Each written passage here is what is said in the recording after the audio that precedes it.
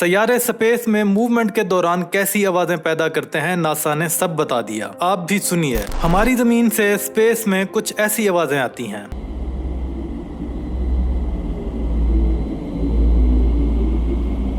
और मरकरी से ये आवाजें आती हैं।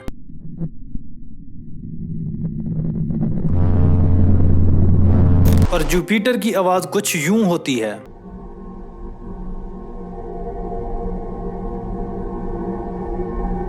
सूरज से कुछ ऐसी आवाजें आती हैं।